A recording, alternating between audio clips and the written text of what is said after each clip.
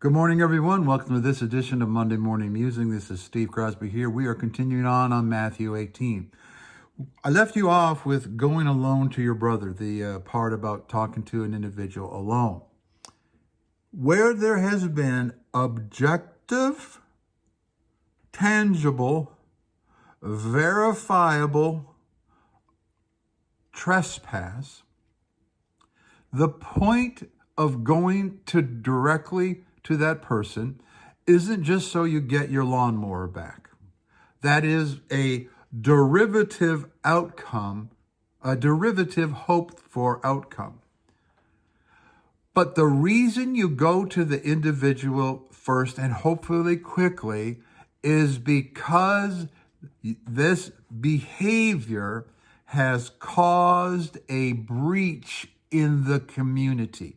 Now, I can't say this strong enough. If you don't get this, you're going to miss Jesus' point in the whole rest of the chapter.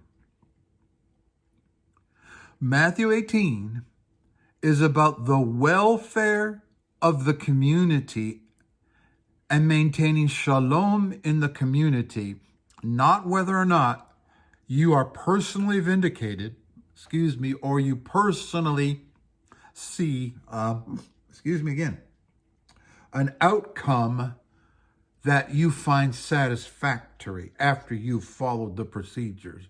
You know, that sense of vindication. I've been wronged. I followed Matthew 18, and now I'm vindicated. God forbid that we would use the scriptures in these passages that way. Remember the Mosaic Torah background. Why do you go alone?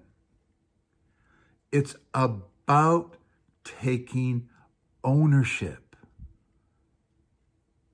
It's the opposite of blame shifting. I have stolen. I have hurt you. I have slandered. I must repair it. I have killed. I must make reparation. Here's what typically happens in a non-confrontative culture when stuff goes down. The dear little sheep expect the leadership to do their dirty work for them.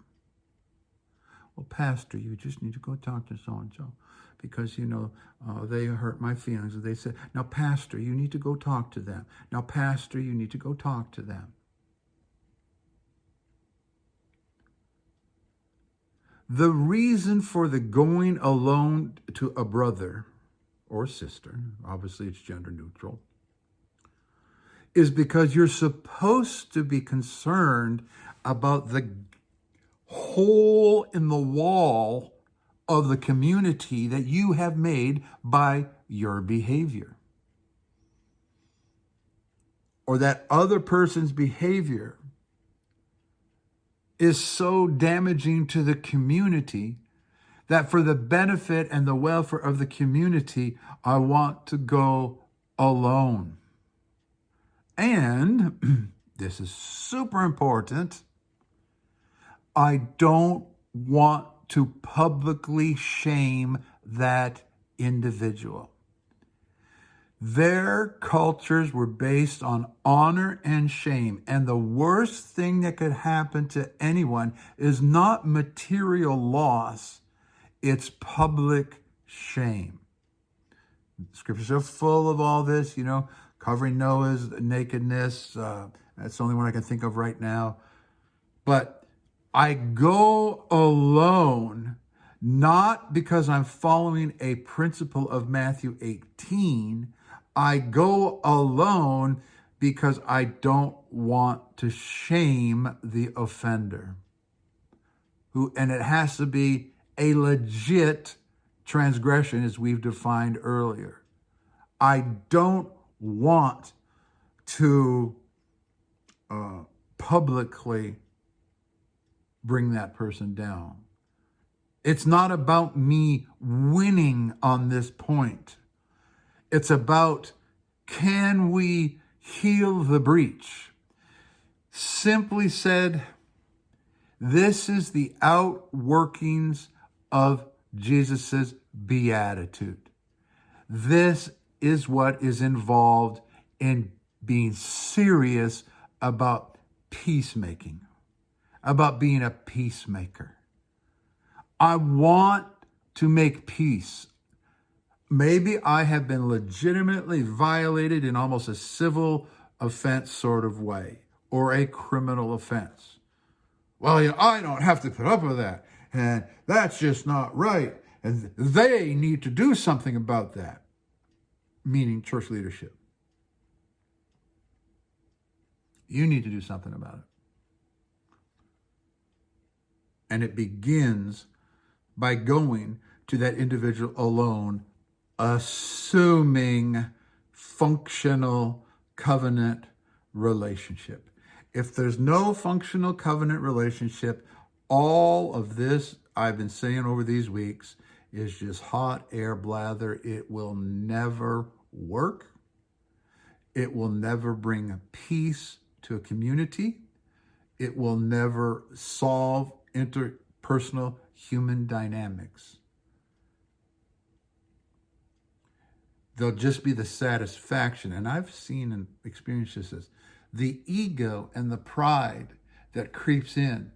We've followed the Matthew 18 procedure. Not an ounce of concern for the welfare of the other or the welfare of the community. It's all about your private obedience to your perceived understanding of the Bible. And dear God, I'm so thankful that we're not like those other people who don't follow Matthew 18. So remember, covenant, community, loss of status, honor, and shame. This is what it's all about.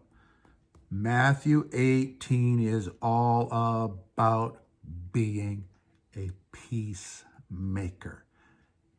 It is, if you will, the mechanics, the human mechanics of peacemaking.